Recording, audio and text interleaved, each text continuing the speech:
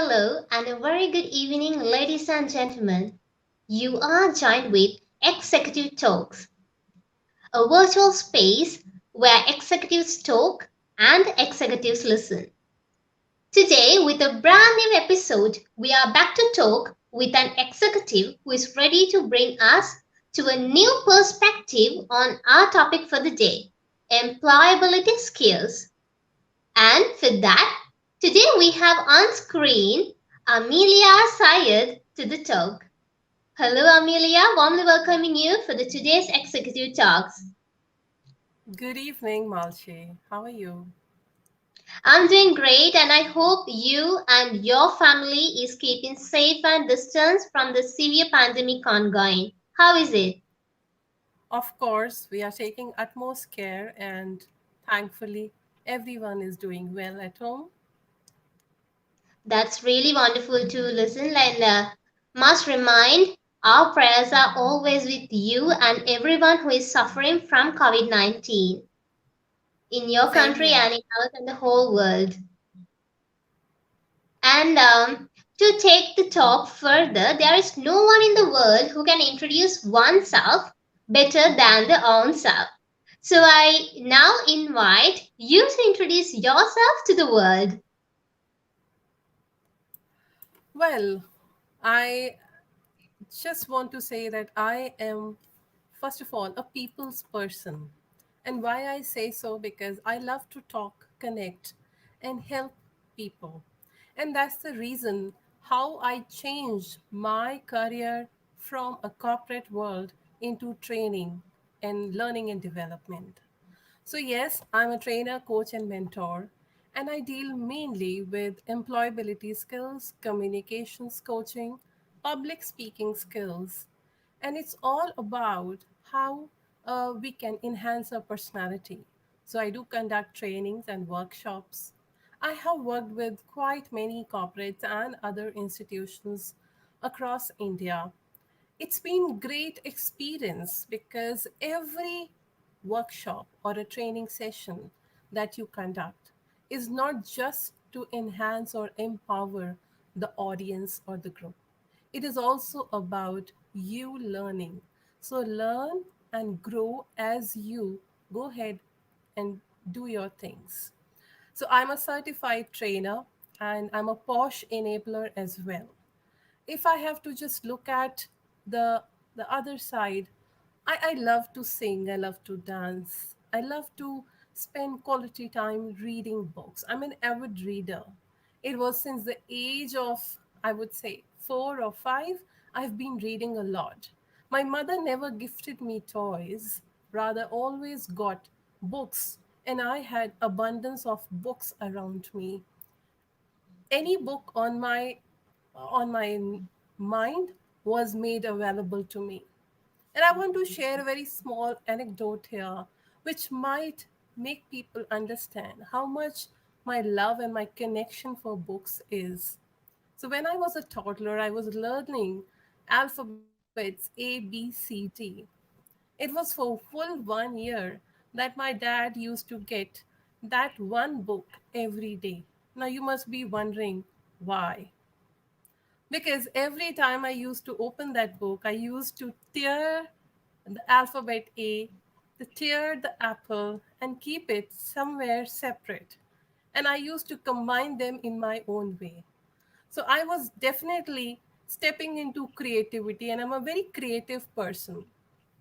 I worked with various projects where I've been working with them for their brand, developing the brand, the logo, and everything. But then that's all about my passion. As many of them might know, what is Toastmasters? With Toastmasters International, I have been associated for 4.5 years. And in that, I have worked on public relations a lot. Now, I've published a lot of magazines, and I was also the souvenir chair, which is when you publish your magazine for the year for the annual conference. So many things to share, but then in a nutshell, I'm a very positive, friendly person who loves to help and connect with people. Thank you. I don't want to talk more about me. That's really nice of you, and I think we have the best personality here to talk on our topic for the day because you are multi talented. So, before starting the talk, I thought to break the ice between us and the audience. So, Okay, so for that, are you ready to take some questions from me? It's like choose between two. of course, you can. Great, great. So for that, now we will start. You just have to pick one of the two that I'm gonna say, and we will be quick. Okay, First one, coffee or tea? I love both, but I'll pick coffee. See, it's not easy. Movies Yes, or books? books, of course. Okay, I knew you were gonna say that. Jogging or healthy food? I should be picking both, but then healthy food is better. Great. Urban apartment or house in village? I would prefer a house in village. I knew you were gonna say that. Is it car or SUV, a sport utility vehicle? I would love an SUV. Okay. Now that shows you have different kind of taste. So now we know about you much better. And now we will go for the real talk. Sure.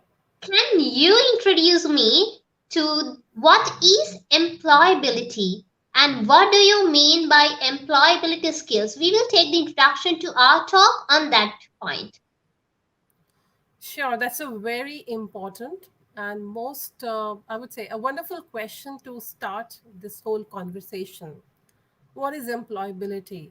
This term was not so prevalent or not so much widely known few years back. It was usually mixed up with soft skills or communication skills, but then it is not a complete, I would say, a subject to look at. So, in its entirety, employability skills are the skills that somebody should have.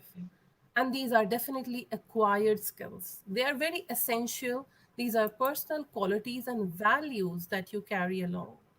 So, why and employability skill would definitely be a whole combination of skills which is from knowledge to solve problems to be able to fit into any work environment, because if you look at any corporate, any workplace, be it a corporate or an institution or a government organization, there has to be a certain decorum which is followed within an organization.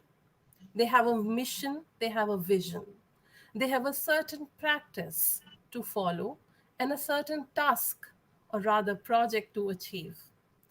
In a bigger picture, if we look at it, it's more about the way you are ready as an enterprise or as a, I would always use the word product. Why product? Because we are raw when we are learning. We have to acquire formal education. We learn a lot of skills, or we specialize or we graduate in specific skills or knowledge. For example, an MBA would be good at management skills, or a BTech would be good at technical skills, and so on in different domains and fields. But the moment you are stepping into the workplace, you should be corporate ready. Now, what is corporate readiness is what makes you employable, and that's where the employability skills play a main role. So, it's not about uh, graduating and becoming a doctor after 4 to 5 years of lengthy practice, practicals, knowledge, theory, and everything. It is also about how to practice those that knowledge, how to utilize it in the best way. So if I have learned a lot of things but I do not know how to communicate, I do not know how to give instructions if I'm an engineer. If I do not know how to motivate my team in terms of, or in times when it's critical, then my knowledge may just be very limited, because I may not be able to guide my team, guide the project, the task initiated. So, to be corporate ready, you must have a lot of skills like the way you communicate, your writing skills, the way you are adaptable or flexible in an environment. Because if you move from a jump from one to another organization, it would be a different workplace and culture altogether. And you are initially in your first work experience, you're not ready for that, probably that culture shock. And that culture shock comes when you're not corporate ready. I am using this word again and again because you have to understand the reason behind it. If I have to just put it like, these are professional skills which will help you succeed. Now, we might have noticed that two people, or just to compare in a hypothetical example, two people join an organization. And after a year, we find one person still sitting in the associate or level one at workplace. But the other person has definitely graduated to next level, achieved a senior associate or senior technical associate level because he or she had good skills. And this is all about how you utilize these soft skills and hard skills together. So that is employability skills you should be ready for workplace. So even if I would say the doctors, they are, I mean, have you seen, I mean, no offenses to anyone, but have you seen a prescription from the doctors? The writing, it's the most important and very crucial information that is put there. And if the writing is not correct, the right terminology or the right words are not there, how would somebody understand what's there, right? And that's the reason now everything has been made centrally computerized, or overall, computers have taken over because it was a major challenge. So, I wanted to help you understand why employability skills are important and what all they are. I'm sure this gives a better idea. Yeah, indeed. That answer was a very complete answer for my question.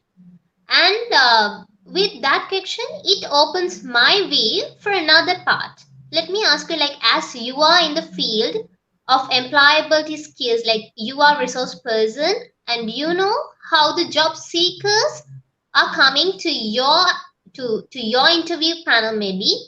So I want to ask you, are the job seekers are ready with this employability skills, or what is the skill level of those prospective job seekers? How do you see that in your view? When I look at, and it's definitely very important question, that are the job seekers ready? So as I was talking about graduating from a college with a formal education, nowadays, yes, the colleges have started taking initiative of making the students learn or understand the soft skills needed. But yes, if I look at a percentage, I would say 45% are ready. And that is a very low number if I have to see the corporate readiness. And in comparison to the number of graduates passing out every year. And that's one of the reasons why many graduates, young graduates, are not employed. And unemployment is one of the reason why their communication skills, their soft skills are not up to date.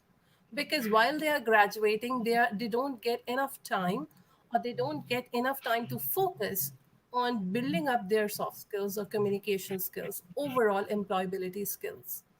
And that is one reason why they get rejected in the interview. So I would say yes, they are not ready, and it is a very important factor to be addressed, I would say, all across the globe, not just in India. Because yes, This is such a human thing. The soft skills are more related to your behavior, your personality, and your personality may not be perfect. You have to tone, you have to upgrade it, upskill it. So, if I have to take an example of written skills, the way you write an email to your family or relative is completely different how you will write an email in your professional environment. So your written skills or your oral skills, overall communication skills should be very good, which is lacking because many of the graduates, and again, no offenses meant to anyone, but we are a country of diversity. We have multiple languages. One reason that becomes a major challenge and why the corporate readiness is not good, because we have a lot of time and influence of the local atmosphere or the regional atmosphere. We are not able to communicate as per the international standards. And when it happens, the overall, I would say, performance goes for a toss in an interview or in front of a client. So, when the organizations are hiring, they definitely want to look at people ready with all the good communication skills. And why I focus on communication skills, because yes, sometimes you do not know because you are not born to be a genius or a computer. But if you know enough, you should be able to communicate well, talk well. Your emotional intelligence is very important. If there is a challenge, you should not feel so low that you definitely stop behaving properly or appropriately in an environment. If there's a conflict, you're not able to deal with it. And that is one thing which makes us not corporate ready. And that is one challenge. And when I look at the figures, 42% or 45% approximately, in the recent trend by 2020, there was a report. It's not a good thing, but then, yes, we can do that. We should start doing it. There's never a Yes. tomorrow. So, yeah, with that end, I'm again opening my next question for you. As you say, the number is really low, which is for the people, the number who are not ready for to be corporate Yeah. ready. So, for that, Yeah. what we have to do to improve our skills, or to put my question in another way, how a person can improve employability skills. The real question comes now. Absolutely must question when somebody knows. So first thing is to identify that you are not corporate ready and there's something lacking, because we are not supposed to be perfect, and perfectionism is where the learning stops, what I believe.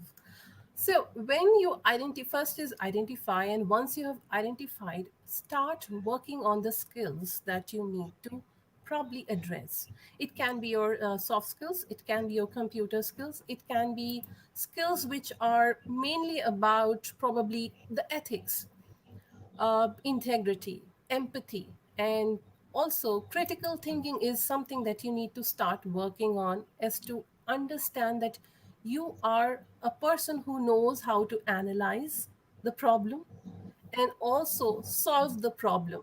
You should have the creativity to think logically and make sensible judgments and decisions when you are facing a scenario in your work environment.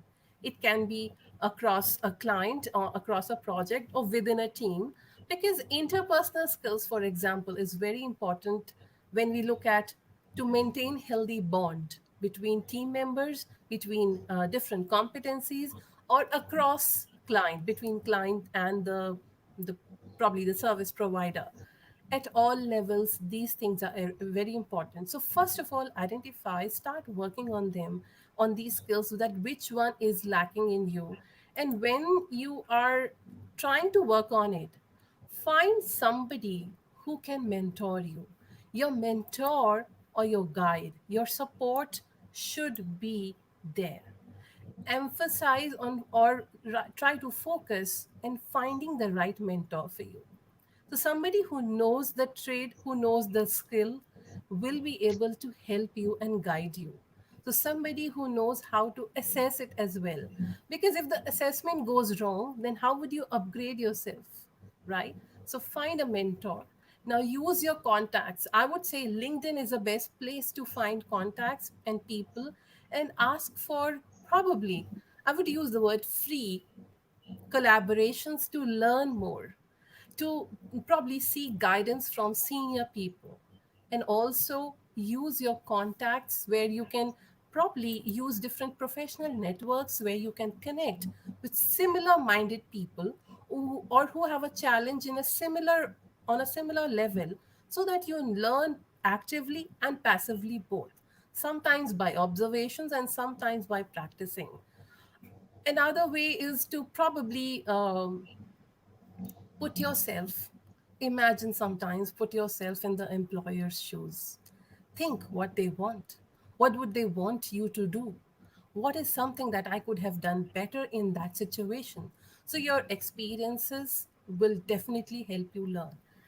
And when you understand what is that one thing that you're trying, or a couple of things that you're trying to address in terms of your upgradation, upskilling yourself, be consistent. They say it takes 21 days to change a habit.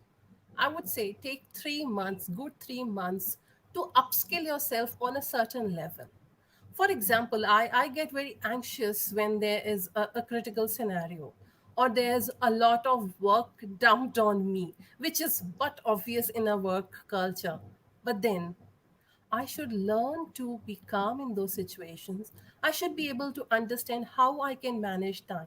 Now, what is priority? Try different approaches to figure out how you will now allocate your time to which activity. Learn how to delegate. And all these things will come by practice. So, identify your resources, your people, your support system.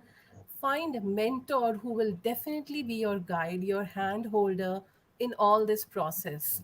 And then, after a while, look at yourself. Very important to retrospect and introspect. So I may be Yes. learning a new thing, but then I may not be doing very well. Retrospect, write it, figure it out, and work on it again if need be.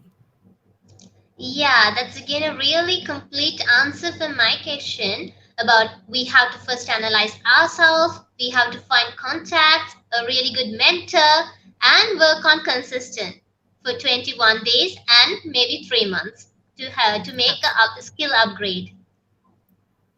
And with that, you told us like we have to take 3 months to upskill. And don't you think there are challenges job seekers face during that time period? What do you see as the challenges people face in improving these employability skills? So, the main challenge is all about managing time. First of all, identification. People are not able to identify. I have come across a very senior people who felt that they are doing very well, but they were not able to get promoted to next level, and for long years. Then they thought, I am good. I know I have all the knowledge that I need. I'm an expert. But when we interacted, we understood that their way of leadership, or the way they were leading the team, was not working. The working style was not right. So, yes, if I have identified, then I can take 3 months. However, when you do not know, there might be challenges or critical situations that come every day, you have to deal with them one on one. So always keep a buffer that, okay, today something might come crashing down to earth. And yes, so keep a buffer, give yourself enough time and space. I would always advise to prepare a calendar and a time where you are working on yourself either every day or every week, alternative day. So there has to be a plan. And as you mentioned, that yes, there can be situations that happen on the go. So when you are stuck in a very difficult situation, you should be able to figure out whom to approach and seek help. Because you are not perfect, you are not a computer, you are not a genius, you do not know everything. So go ahead and seek help from the right people. It can be your senior in your own organizations. It can be people who are experienced in the same field or domain. It can be your colleagues. It's not about age or experience. Somebody may have a different logical reasoning to look at the problem and give a solution. So, if you are in a crisis, look for the resources or the solutions that you can look around and find out. And as you mentioned that, okay, what can be probably, uh, have I missed out any part of your question, Malshi? No, it's about the challenges and you're on the point. Okay, okay, great. So I hope that that works well. However, there are times when you know that there can be a probable challenge in the coming time. So prepare well. Think about your 3 month, your 6 month plan. Because if you're leading a team of, or if you are planning to progress towards a career enhancement, you know which skill to develop. If you are a B.Tech, a graduate, but if you want to move on to next level or become a network specialist, probably you will need to upgrade your skills as well, the knowledge on the technical part as well. So every plan, everything has to be planned, and every plan has to be followed with I would say a back approach, approaching back towards it. Give yourself a tentative date. Okay, by 2022 June, I will complete my network specialist certification, and then you start working towards it. But in the meanwhile, you realize that your interpersonal skills or your emotional quotient is also not so well. So you seek help from your mentor and you work simultaneously on both the things. It's all about now multiple things, doing multiple things at the same time, because nowadays the organizations are looking at manpower, which is a very helpful, resourceful asset. They should be able to have strategic thinking, problem solving, and everything.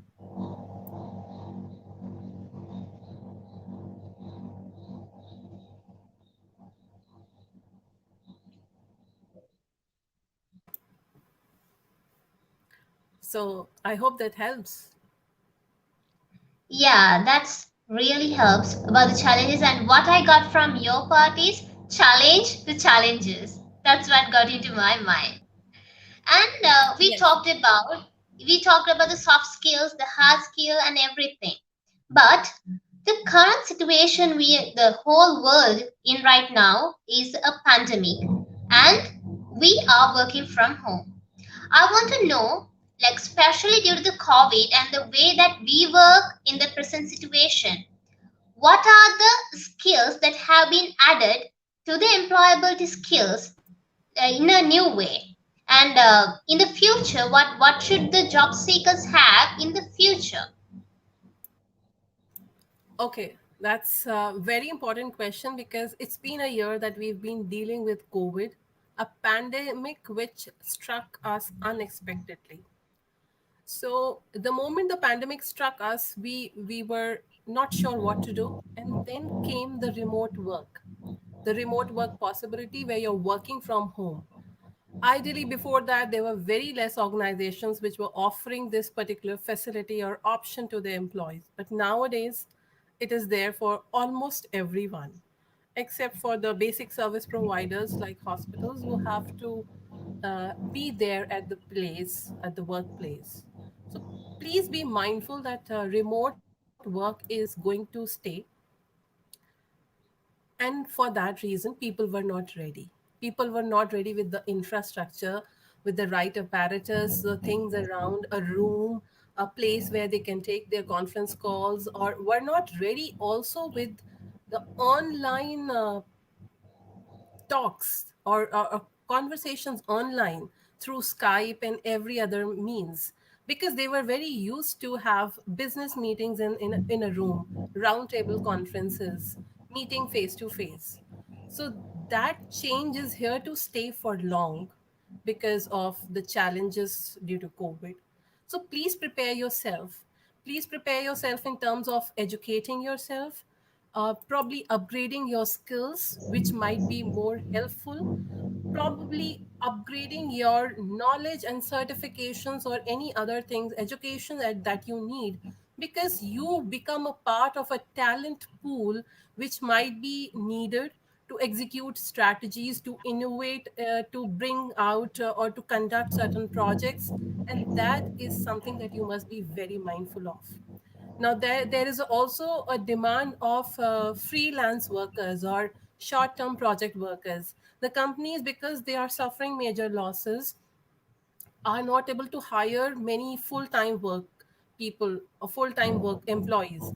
Hence, probably many of them have laid off many employees from their organizations. Now, part time opportunities will crop up more. There will be short term project roles that will come up. So, be ready to be flexible to work in different environments with different people for of different cultures, because you might not find a work around in your region, in your city, in your country. So, learn to be adaptable and flexible. Upgrade yourself to be able to communicate and interact with them and work on the same level, be at par, international standards. And then companies are also hiring the new age skills. The new age skills are all about, again, communication, agility, proactiveness, empathy. These things are very much needed when they are hiring, because now, sitting across this online platform, me and you, only a smile is making a difference to us in terms of difficulty or a challenge. Only that empathy will work. Only that smart mind will work in terms of any crucial or critical situations. So, the new age hiring is all about where the recruitment companies are centering around very specific soft skills, choosing attitude over gratitude, attitude over aptitude, and professionals who are ready to, with their soft skills and their knowledge, their hard skills, to be able to cater to the very human side of work as well, where they are easily getting culturally fit. The growth potential and the emotional quotient is very much in sync now when the recruitment companies are looking at it. They want to see people who are dynamic and are able to cope up with all sorts of challenges and situations. It is definitely hard, but slowly, gradually, we can build ourselves. We need to now realize that we need to just take that leap of understanding, not leap of faith, understanding, and pull ourselves to that level. So anyway, uh, with what about whatever the environment, it's all about you have to adjust for the environment. It's all about Yes. employability skills, isn't it? So with that, we are done with our main questions, and now we have few questions from our viewers. We have five, and we will go through them. Okay. Yeah. It is asked, what is POSH enabler? Okay, a posh enabler is Posh enabler. it's a special segment about prevention of sexual harassment, and that is a special requirement, or trainers are there who educate themselves and are able to help in the situations when there is any kind of harassment. It's not just about sexual harassment. It can be all about any harassment that is being dealt. It's a bigger topic and a deeper topic, but then somebody who is able to educate you, apprise you of what all are your I would say needs in terms of, or what should you look at when you are in such a situation where there's a harassment. It can be harassment from a boss, it can be harassment across your team members, it can be any other harassment, mental harassment as well. So there are a lot of things that are covered in this. So that is, in short, Wow. what I would Now like to only I cover. got to know about that. I think that's really great. Thank Moving you. from our next question. What is your explanation for financial freedom? Well, financial independence or financial freedom is something that every person is willing or looking forward for. A financial freedom for everyone means differently. For me, it may mean that I should be able to deal with my life, my things, and take my own decisions as well. And that is financial when I am financially independent. Some people seek for financial freedom because they want to go ahead and serve the society as well. And it's not just about financial freedom, it's about being free from, or rather, being independent as a personality, as an entity. When I look at myself, I mean financial freedom where I have enough to probably take care of myself, and I'm able to earn when I want to. So, if I have to just give an example, I was in a corporate job and I left the corporate job around my marriage, and then I decided to work freelance. So, working freelance for me is a free financial freedom where I take projects or any workshops or things on my own when I want to. So I take much needed breaks in between. I enjoy my good time, me time. I also upgrade myself. So it's all in my own control. Okay, so it seems our viewers are really curious and paying interest on our topic. So we are moving for our next question. It says, as said by all, is it good to be only specialized in what you do? Or is it better for a person to know something out of the interconnected avenues of what you do? It's asking what's your idea on this, ma'am? It's definitely a great question. So, for example, I am a BTech. So, I'm a qualified engineer, software engineer by profession. But then, as I start working, I realize that there are certain other things that are interconnected, or avenues which I may be open to. So, being a BTech or a simple graduate, I may not be a network specialist or probably a service delivery management professional. So I should be able to now upgrade my skill, and yes, learn to be able to spread my wings, widen my horizon in terms of interconnected avenues. I'm a speaker, I'm a writer, but then as a creative person, I do a lot of creative things like probably working on brands, working on logos. So my creativity is not just limited to trainings or workshops or conducting certain activities, but then it's also about how I do things. And I would want to say that in 1 year of COVID, I was not a social media person, but then I learned that now the connected or interconnected avenue is social media. So I learned, I understood social media as much as I can, and I try to now build my own brand. So whenever you see that you are feeling stagnant or you are not moving ahead, it's like the ripples are there, but then you are not flowing ahead in the water. Think about it.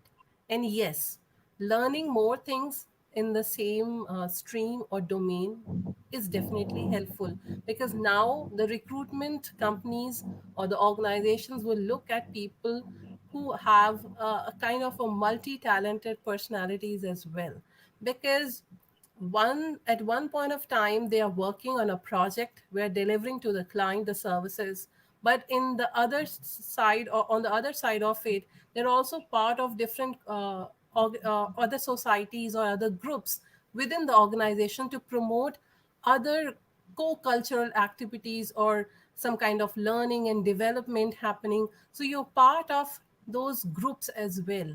So to be able to contribute, learn, so learn and unlearn is something that we keep on doing.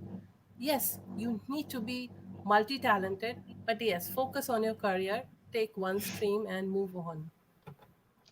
So as we're running out of time, we will move for other two questions really fast. Okay. It asks, can you suggest some online platforms where we can start to learn a new skill? Okay. Your Google is your help. However, I'd want to mention a few like Udemy. or any other online platforms which are offering you online courses is where you can start learning. It depends on your specific need, that you need to register with a very specific organization or institution to learn that skill. For example, CCNA certification for computer professionals. So probably not, it might not be available on Udemy. You have to seek through, I would say, Microsoft, I believe. So just can understand where what is your need and connect to the platform. The LinkedIn is definitely a great platform to learn many things. So there's a learning center in LinkedIn as well. If you do not know, please explore that. Great. So we are moving. What's the turning point in gearing up self actualization with the problems around us? Quite a deep question. It might take a long time. The turning point in gearing up in self actualization or realization with all the problems around us is that one point when you hit the rock bottom or when you fail, when you fall down flat on your face, when you feel that you have been embarrassed enough. And I am saying this because that is the time when you realize, oh, I really need to buckle up. So that becomes your turning point. That becomes a point when you need to take the twist, take the turn, turn the tables, learn, upgrade yourself, find out what you really need to do. And there are a lot of examples around you, around the world. There was a turning point in the careers in bigger organizations. They failed. And that is where they realized that these are the problems, let's fix them. So are you. Great. So we have one last question with us. It says, could you please explain again how to pick a suitable mentor? Very important question. So, first of all, if you are seeking help of a mentor, you need to know what is lacking in you. Then only you will be able to seek a mentor. So, to understand what is lacking in you, assess, maybe seek help from any of the senior people or any teachers, professors, or any experienced person who can help you in assessing yourself. For example, I find that my communication skills are not good. So, of course, I would have received a lot of hints from my manager, from my teachers, from my people around me that, you know what, you didn't write this the right way. What did you mean? And you would have found instances where it was offensive or not clear or not self explanatory. So these are the hints to figure out first what is there that I need to work on. And then when I know that okay, my maybe my writing skills are not good, I do not know how to probably plan or write good emails. So connect with somebody who can help you learn that. You can find them on LinkedIn. You can connect within your network where there might be many people. Okay, I may want to go ahead and find out somebody who writes very well, and I can be with her or him or her to understand how can I write well, what is the challenge. Or you can take a professional course with any institute or institution to upgrade your skills. So it's all about the finding the mentor is where you understand what you want. And at times, if you do not know, and you know that he or she is a mentor or a coach, connect with him or her. He or she will be able to help you figure out what is the challenge and how you need to work on. That is another approach. Great. So with that, we have come to an end of all our questions for the day. And I should be really thankful for you for spending an hour, almost an hour with us on Executive Talks.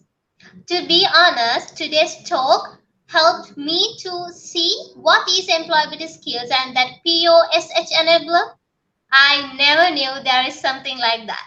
So I hope there are many viewers like me out there who learn something new for their life. So with that, I would like to thank you for keeping a time from your very busy schedule for us. Thank you so much, Amelia Syed, for being the resource person for our today's episode on Executive Talks. Thank you. Thank you so much. Thanks a lot for having me here. And it's been indeed a pleasure to talk to everyone, to you, and be able to share what I have. And it's always a pleasure. Thank you. Thank you. And I invite all our viewers to stay connected with us to hear more and more of episode in future.